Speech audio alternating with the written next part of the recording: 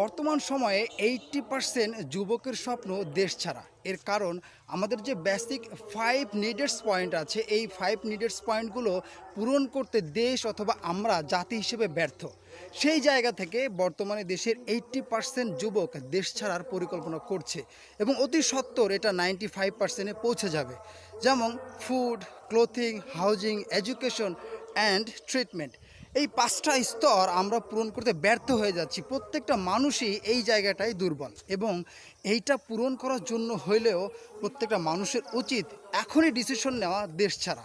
যতক্ষণ না পর্যন্ত একটা জাতি ভালো একটা পর্যায়ে পৌঁছাতে পারে না, তখন সেই জায়গাটা ঘুণে ধরে খেয়ে আরও খোলসা করে দেয়। যেমনটা বর্তমান আমাদের প্রত্যেকটা ডিপার্টমেন্ট ঘুণে খেয়ে খোলসা করে দিয়েছে। এটা পূরণ করতে যেয়ে নাভিশ্বাস উঠে যাচ্ছে মানুষের। সেজন্য সবার উচিত যত সত্বর সম্ভব দেশ ছাড়া।